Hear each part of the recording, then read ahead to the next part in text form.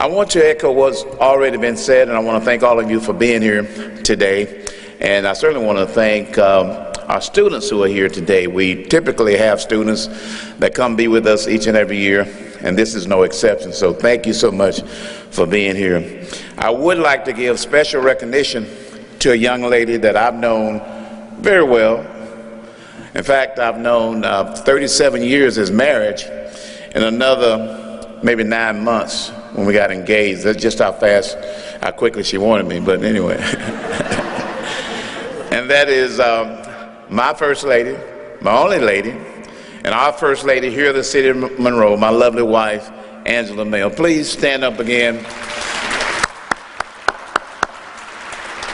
Outstanding wife, outstanding mother, and she supports me, our children, our community in a huge way.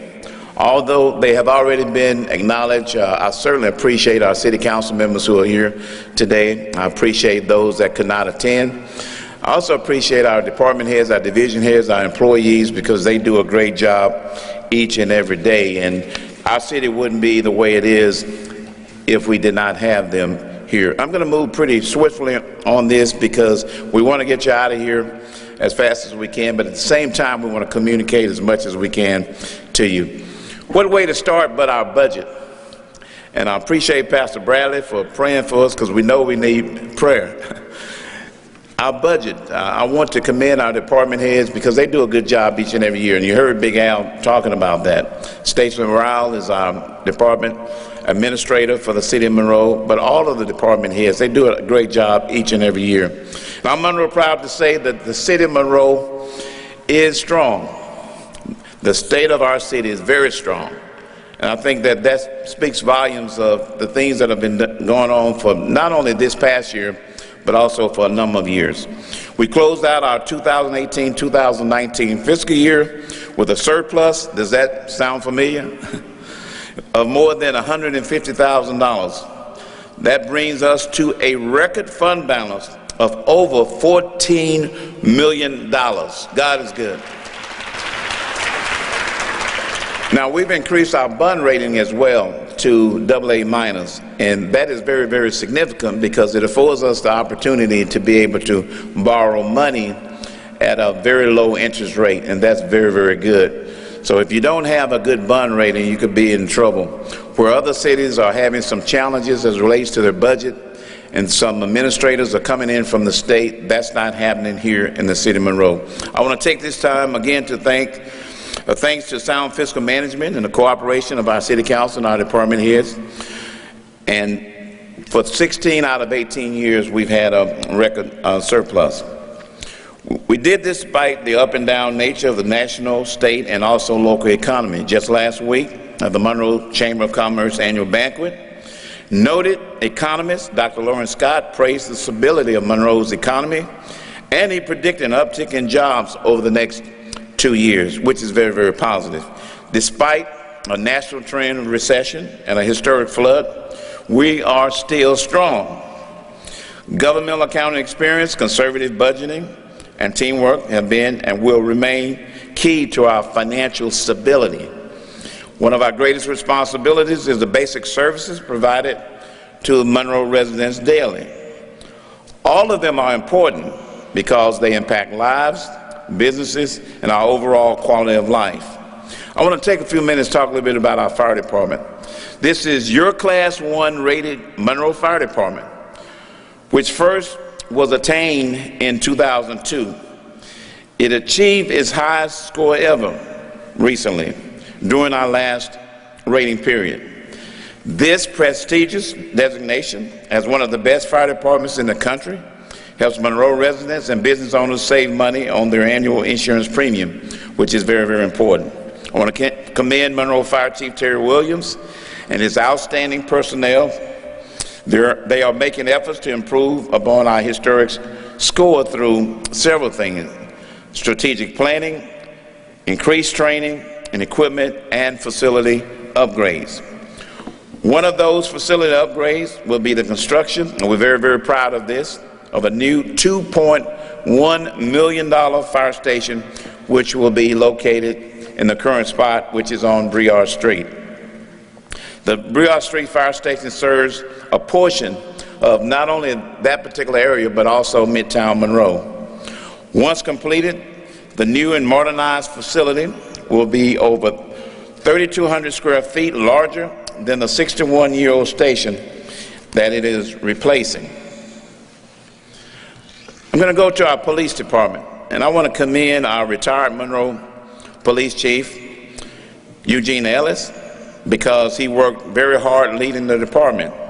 And I know now that Interim Police Chief Reggie Brown has taken the baton, and will continue our efforts for the next 6 months.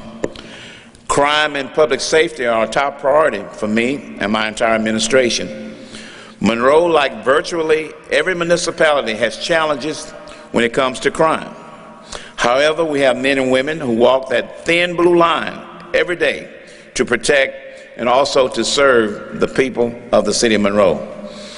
The U.S. Attorney confirmed that violent crime was down in Monroe in 2018, 38%. Our preliminary numbers show that in 2019, overall, crime was down for the second consecutive year. Again, crime was down for the second consecutive year. I think that speaks volume too of all the work that's taking place. In 2019, we saw reductions in the number of cases involving assault and battery, burglary, vehicle burglaries, auto theft, and also rape.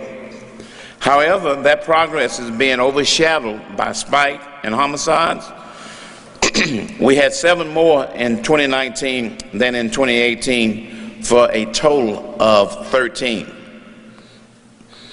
You all need to know over 90% of the 2019 Monroe homicides involved people who knew each other or had ongoing disputes that turned deadly. Cases now are being solved and criminals are being locked away. And that's very, very important to me and also our men and women within our Monroe Police Department. But we must find nonviolent ways to resolve issues and also to prevent tragic situations. Now you may be asking, how do we do that? Well, several ways. With law enforcement, it includes, number 1, using crime data to identify hotspots and potential threats. Number 2, assigning specialized units to targeted areas. And number 3, community policing efforts such as OK, DARE, and SAVE programs in local schools, which we have some of those members, those students who are here today, and also P3 Campus School Safety app, which we've started as well. And you'll start seeing some commercials on KNOE.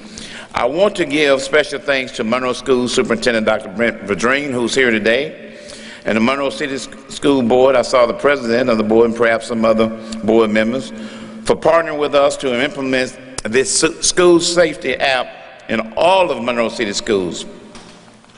From the community perspective, because it's more than just the City of Monroe Police Department, but from the community perspective, it involves community policing efforts, such as having your church, your neighborhood group or organization form partnerships with the Monroe Police Department. I want to emphasize that. We really need you to form partnerships with the Monroe Police Department. Also forming neighborhood watch groups, and most importantly, if you see something, say something. Please do that, because we know a lot of you see things all the time.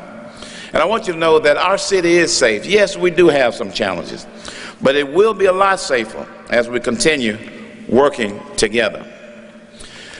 As it relates to infrastructure, there's been a lot of that going on here in the city of Monroe, probably more per capita than any city, town, or village in the state of Louisiana, and perhaps the southern region. I want to commend Kim Golden and also Tom Janway for the work that they do in addition to their men and women. But most people can't remember when a multi-million-dollar road, bridge, or drainage project was constructed. But once they are completed, we will all take advantage of their benefit. Let's talk about a project that we've completed already and one that is like it's Christmas time. And I'm talking about the U.S. Highway 165 lighting project. That's in South Monroe. The U.S. Highway 165 South Lighting Project is near completion because there are other things that they have to do. People are already taking notice. I'm hearing people say, well, let's go see the lights. And that's a very good deal. It beautifies and enhances pedestrian safety in South Monroe. The project is costing just over $500,000 and has installed more than 3 dozen lighting poles on Highway 165 South from Century Boulevard all the way to Winsboro Road. And we feel so strongly about this project that the City of Monroe has endorsed a capital outlay project that would bring additional lighting south from Winsboro Road south to Richwood High School.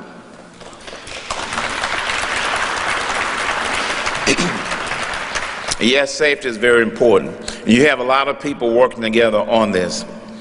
The Kansas Lane extension. In January, we held the groundbreaking ceremony for the clearing and grubbing phase of the long-awaited Kansas Lane extension. It is the first phase of the estimated $31 million infrastructure improvement project, which we've worked on for more than 2 decades, and I've been here just that long. The end result will be the eventual 2.6-mile long extension of Kansas Lane from Desert to U.S. Highway 165 North. This project is very important for many reasons. It will create an inner-city loop, ease traffic congestion, and help spur economic development along the newly developed corridor. The Kansas Lane extension is an investment in the future of Monroe. Our water system improvement project, one in which our council have supported, and we really appreciate that. Why? Because water is one of our most important basic needs and valuable assets. In order to meet current and future demand caused by business and residential growth, we're taking our water system to another level, one that we haven't seen before. We're in the bidding process for phase 1 of an estimated $60 million reinvestment in our city water system. The first phase involves the $40 million enhancement and expansion of our water distribution plant. What will it do? It will increase our estimated water production capacity to roughly 20 million gallons per day. Because we've had a lot of raining here recently, and we've had this before, particularly in the last several years, flood control and drainage project, I want to talk a little bit about that. The City of Monroe has worked with the Ouachita Parish Police Jury, the City of West Monroe, to create the Ouachita Strong Resiliency Strategy. What is it? It is a parish-wide comprehensive drainage and flood control plan. It identifies $100 million in small, medium, and large-scale flood control and drainage improvement projects. To help pay for those projects, the City of Monroe is working with state, parish, and West Monroe officials to secure funding from the estimated $1.2 billion Watershed Initiative. And you'll hear more about that as the weeks and months to come. Those funds were allocated by HUD to address the root causes of flooding in our state, beginning with those areas devastated by the 2016 floods. Federal guidelines require the state to spend at least 50% of the $1.2 billion to benefit the 10 parishes designated as most impacted and distressed by the 2016 floods. This includes Ouachita Parish. The successful Rochelle Street and Evangeline Drainage Project gave us a blueprint for future projects in other areas of the City of Monroe. And because of those 2 projects in particular, you see a significant amount of improvement. When you have a chance to look through your booklet, you would notice a page that shows you an estimated $21 million in completed, current, and future South Monroe drainage and flood control projects. Major South Monroe drainage improvement projects include Oregon Trail, Flood Wall, Georgia Street Pump Station, and also Young's Bayou Retention Pond. all of which will greatly impact and improve the quality of life for thousands of residents living in those areas. For example, the $6.8 million Young's Bayou Retention Pond. Using space at the old city dump. Y'all didn't know we can use space and do other things to it. It will build 80 acres of retention that will improve drainage and flash flood relief for multiple neighborhoods in East and South Monroe. Engineers estimate 1,300 homes, businesses, churches, and public facilities. That's thousands of people will benefit from this project. And that's something that I know y'all are very, very proud of. When people ask you what's going on as it relates to drainage control, those are the type of things that the city of Monroe is doing.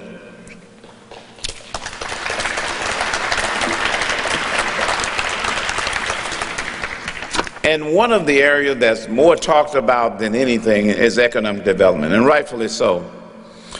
In order to provide fire and police protection and other city services, we rely on your tax dollars. Those tax dollars are generated through a strong economy. We've already talked about how strong our economy is. 184 new businesses opened in Monroe in 2019. 184. That shows people that they believe in our community, and they continue to in the city of Monroe. I want to talk a little bit about CenturyLink. CenturyLink CEO Jeff Story, in which I've had a couple of meetings with him, and of course Governor John Bel Edwards announced an agreement for the company to maintain its Monroe-based corporate headquarters here through 2025. A lot of that worked on that, and thank God that they're going to be here for a while. I want to talk a little bit about our TIF district, which is our Tax and Incremental Financing District. With support from our Northeast Louisiana Legislative Delegation and Governor Edwards, Senate Bill 33 was passed last year. A lot of work was done on this, a lot of trips to Baton Rouge. It secured the extension of a tax incremental financing district for the I-20 and Tower Armand Economic Development District until 2033. We're talking about some $34 million in addition to what we already have. Tower Armand, which is in Midtown, was just woods when I took office. The I-20 district had Pecanland Mall, Home Depot, Copeland's, and a few smaller stores.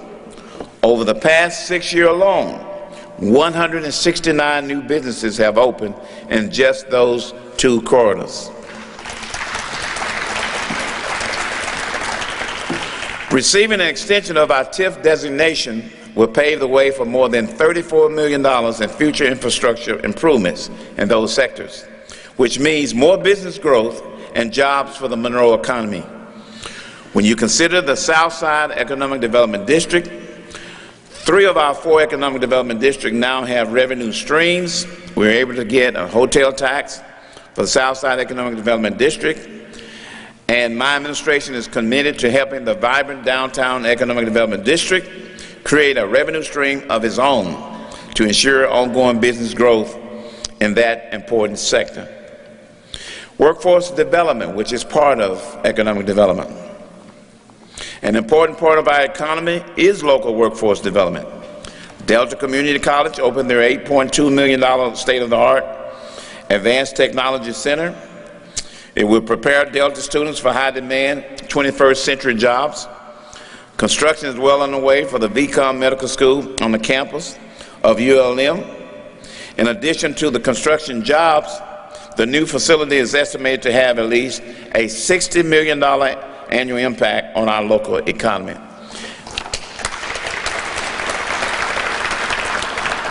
And what can you say about ULM? My All-American days as a point guard there.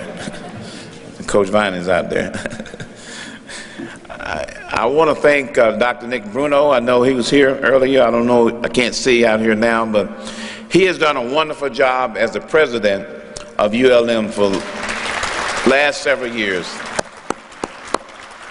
All of the improvements that you see out there has just been sensational. And I want to take this opportunity, because he is retiring, to say thank you, and Linda, for gracing our community and being the leader that you are, and we wish you well in your retirement.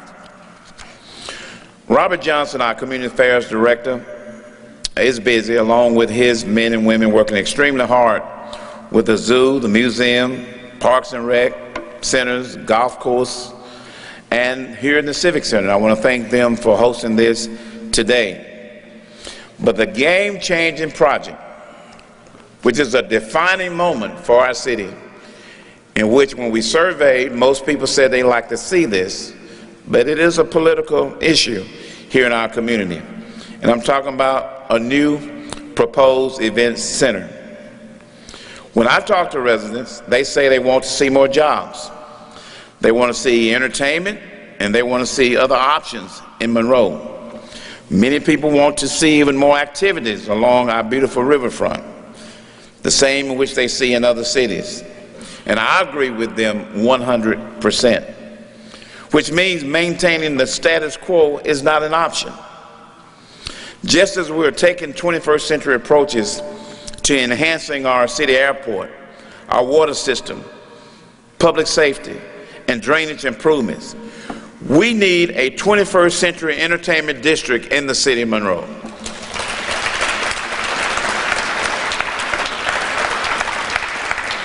We are a major city in this state, and all of the major cities, they've passed us up now. And it's time to put together all these political differences and work together and get this outstanding facility in our community.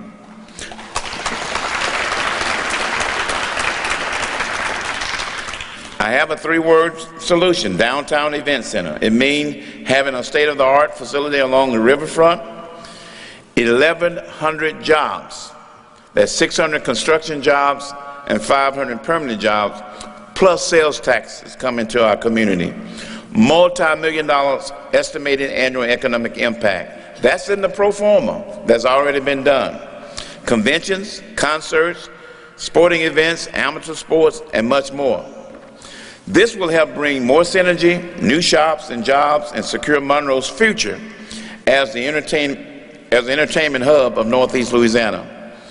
Now, I want you to know this, because there is another municipality that's looking to do the same thing, and I'll let you guess who that is. Because if we don't build a new arena, one of our surrounding neighbors will, pulling events, entertainment, and tax dollars out of our city.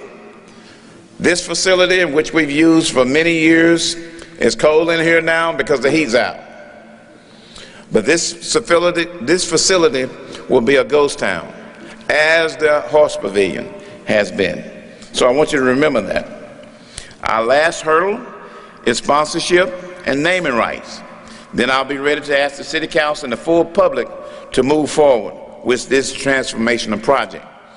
In the coming week or so, I will have a community meeting such that the community can come together as a whole to see the presentation. We've already met with some 50 groups over the last 4 or 5 years to talk about this, and there are some that quite frankly say they don't know anything about it. As I move on to housing and growth, I want to talk a little bit about Ellen Hill, who is our PUD director, who's worked extremely hard. She hasn't been on board very long. But in 2019, my administration participated in multiple initiatives promoting and supporting neighborhood revitalization and homeownership. Private investors, along with Monroe Housing Authority, have invested millions of dollars to expanding existing or create new subdivisions throughout Monroe. At last count, I think we have 11 new subdivisions here in the city of Monroe. With the support of local partners such as J.P. Morgan Chase, Bancorp South, Mount Pleasant Community Development, Southern University College of Business, and others, we launched programs to create more homeowners and train dozens of new sustainable neighborhood developers. Through these partnerships, we are focused on helping create the next generation of diverse homeowners, landowners, and project developers. As we move to where we are today and what's upcoming and what's going to be very, very important in terms of being able to secure and retain funding coming to our community. I'm talking about the 2020 census.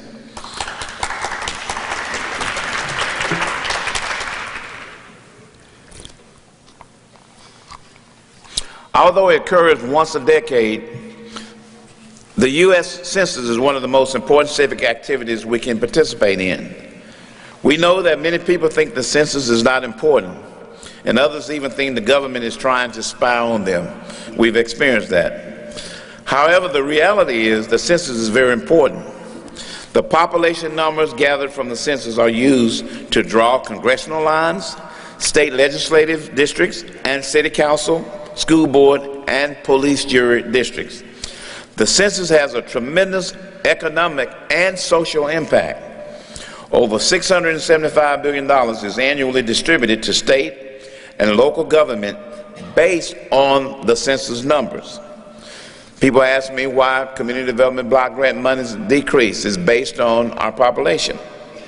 And I know that we're well below what they show, because when we contested it 10 years ago, they gave us another 800 amount of folks here in the city of Monroe. We felt like they shortchanged us, quite frankly, about 1,500 to 2,000.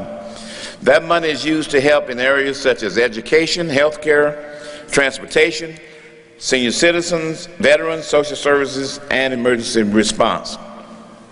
This year, participating in the U.S. Census will be easier than ever. You can choose one of three ways to participate: by phone, internet, or paper. The City of Monroe has engaged members of our local media, faith-based education, social services, and others to be part of our local Complete Count committee. Our goal is simple: to engage and educate as many sectors of our community as possible in order to make sure everyone is counted. And I think our community representative is here. Reverend? Yeah, he's over here. Thank you for being here. And now moving into our theme for this year. Rod Washington, we certainly appreciate his energy, our public relations and media coordinator, for all the hard work that he does in this particular area, in so many different areas. Our 2020 theme is Monroe Smart City Initiatives. You may have seen the Smart City posters near the display tables on the other side of the arena. Some of you may be asking yourselves, what is Monroe Smart? Or what is a smart city? Well, look at this introductory video, and then I will explain more. What is smart? A smart city is designed to make our lives better. This is done by combining information, communication, and technology, affecting how we work, how we learn, how we live, and how we grow. Smart data, smart solutions, smart decisions. Monroe Smart. Funded by a Community Development Block Grant, the Portable Life Pack 15 is the standard for advanced care emergency teams like the EMS-certified members of the Monroe Fire Department. In addition to serving as heart defibrillators, these cardiac monitors offer 12-lead EKG capabilities and monitors a patient's blood pressure, pulse, and carbon dioxide levels. These life-saving devices are now the busiest fire trucks in the city of Monroe. Our supervisory control and data acquisition, or Scada System, gives us the capabilities to monitor and control the functions of dozens of our sewer and stormwater pump stations. With this technology, we can check each station remotely, 24/7 from office computers and smart devices, saving time and reducing the chance of human error while ensuring residents that our pumps are working properly and can be fixed promptly if there are issues. We used a grant obtained from the Louisiana Public Service Commission to remove more than 3,500 fluorescent light bulbs in city facilities and replace them with longer-lasting, energy-efficient LED lights, saving the city of Monroe over $31,000 per year in energy costs. Have you ever thought about how much water you actually use to water your lawn, fill your pool, or when washing your vehicles? Our smart water meters allow us to get a more accurate read on water consumption. Our next step is to implement the free Eye on Water app, which customers can use to monitor their own water usage. The early leak detection component can help people avoid high bills. With a computer or smart device, residents can monitor how much water they use down to the hour, increasing consumer confidence and enhancing city services. The new Monroe Transit Spot app gives our riders the ability to get real-time bus station information via the internet, smartphone, and SMS notification. There is no more guessing. You can now track your bus, receive arrival time predictions, and even schedule upcoming trips.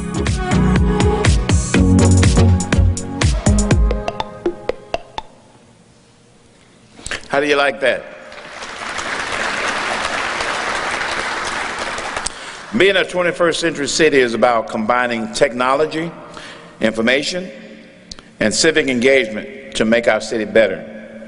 In addition to those highlighted in the video, our city departments have several smart city initiatives which we have started or will be implementing soon. Comprehensive community.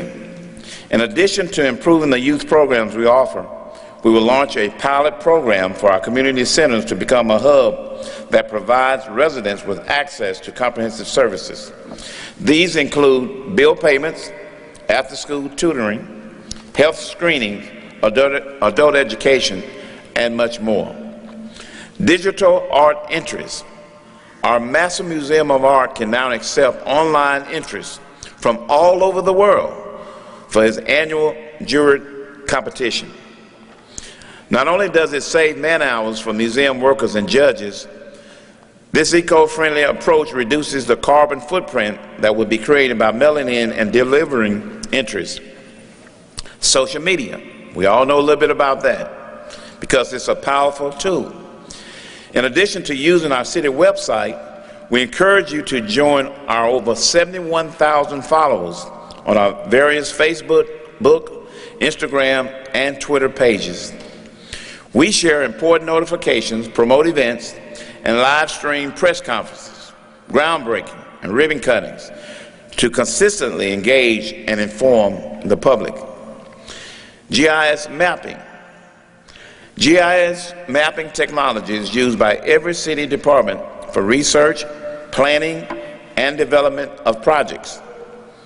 Workers can use a smart device in the field or a computer in the office to collect data about water, sewer, drainage, zoning, and streets in real time to make smart decisions. 21st century planning. Our Planning and Urban Development Department is committed to streamlining services, and contractors will be hoping to know that they can now get e-permits through our Inspections Division. Our Community Development Division, they're now using software to help it go paperless. And our Code Enforcement Division will implement software called Building Blocks. This will allow citizens to track the progress of code violations they report. In our legal department, Ms. Angie Sturdivant, utilizing the Justware Management System allows our city prosecutor's office to move towards being paperless as well. Instead of bringing a huge rack of paper files to court, our city prosecutors use tablets to access an unlimited number of case files, photos, audio, and video in a matter of seconds. Within our Monroe Police Department, our police department now uses Ticket software to produce easy-to-read and understand traffic citations. And I know none of you have received any tickets lately, right? This improves accuracy and efficiency because of the digital information collected is automatically transferred to the city court and our record management system. A one-stop shop is something that we've talked about for several years because our citizens have said they need a place where they can go and take care of every single thing at one time, at one location, one venue. To make doing business with the City of Monroe an easier process, we're opening a one-stop shop. And I want to take this opportunity to thank our City Council for their support as well. We want to save customers time and money by combining multiple departments and divisions into one centralized location. We've purchased a 23,000 square foot building on Stubbs Avenue in Midtown Monroe that is now in the design phase. When finished, it will house our entire engineering and planning and urban development departments and our utilities and tax and revenue divisions. Quick payments kiosk, improved workflow, and easier access to work various officials will make doing business with the city much easier. We expect to open the one-stop shop by this summer. And as I close, Monroe Smart is about combining information, communication, and technology to make life better for the people of Monroe. These and other smart city initiatives are being embraced and implemented to help provide more efficient services, save taxpayers' dollars, and also engage our residents.